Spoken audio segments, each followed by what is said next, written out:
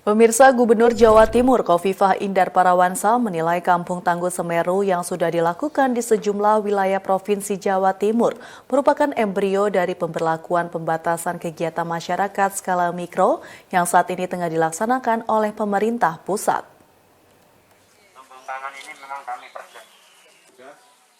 Pemberlakuan pembatasan kegiatan masyarakat (PPKM skala mikro) yang mulai diberlakukan oleh pemerintah pusat diyakini Gubernur Jawa Timur Khofifah Indar Parawansa bisa diterapkan di wilayahnya. Hal ini karena ia sudah memiliki ribuan kampung tangguh Semeru yang membantu pemerintah melawan COVID-19. Khofifah mengatakan, surat edaran Menteri Dalam Negeri yang menjelaskan PPKM skala mikro memiliki banyak kesamaan dengan kampung tangguh Semeru yang sudah diberlakukan di ratusan desa sejak pertengahan tahun 2020 kemarin. PPKM berskala mikro, kalau saya membaca Inmendagri 3 tahun 2021, sebetulnya prototipenya mirip sekali dengan kampung tangguh. Sesungguhnya bagi Jawa Timur, kita sudah memulai merintis kampung tangguh.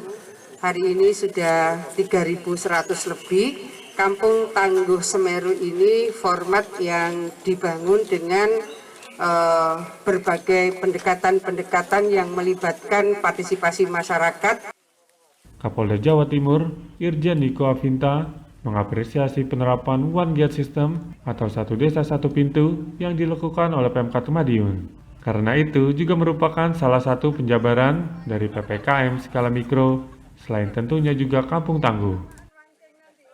Di desa Ngale ini bisa terlihat adanya suatu sistem masuk dan keluar, yaitu One Gate System, dan juga ada WA Group, serta juga ada komponen-komponen mulai dari preventif sampai kuratif. Sehingga kami dengan mendatangi tempat ini bersama Ibu Gubernur dan Pak Pangdam akan menjadikan daerah ini sebagai contoh. Sebagaimana diketahui minggu kemarin merupakan hari terakhir pelaksanaan PPKM, dan pemerintah sudah mengeluarkan edaran untuk pelaksanaan PPKM skala mikro yang diterapkan di tingkat desa, RT maupun RW. Kabupaten Madiun sendiri saat ini masih berstatus merah, dengan total kasus COVID-19 pada Sabtu 6 Februari sebanyak 1.199 kasus. Dari jumlah tersebut, 988 orang sudah dinyatakan sembuh dan 96 orang meninggal, jadi jumlah kasus aktif sebanyak 115 kasus. Inmendagri nomor 3 tahun 2020.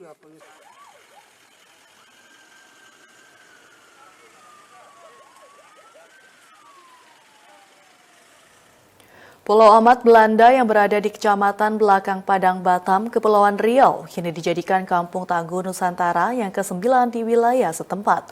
Pulau yang dihuni kurang dari 300 jiwa ini, selain mampu menekan penyebaran COVID-19, juga mampu meningkatkan perekonomian dengan mengelola rumput laut.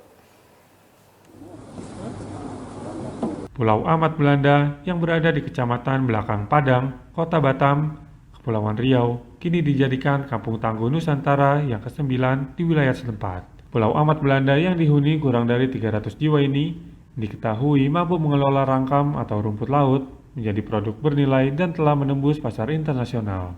Saat peresmian Kampung Tangguh bersama Kapolresta dan Wali Kota Batam, pembina kelompok nelayan rumput laut, Azhari mengungkapkan setiap bulannya warga Pulau Amat Belanda mampu mengumpulkan 200 ton rangkam yang akan diolah menjadi pupuk dan makanan ternak untuk diekspor ke Cina dan Vietnam. Dari hasil tersebut, warga di Pulau Amat Belanda telah mampu mandiri di kampung sendiri. Rata-rata penghasilan warga saat ini bisa mencapai Rp300.000 per harinya. Rencana kita akan ngambah ke beberapa pulau lain untuk dilakukan uji coba. Beberapa pulau yang ekonominya juga goncang akibat COVID ini.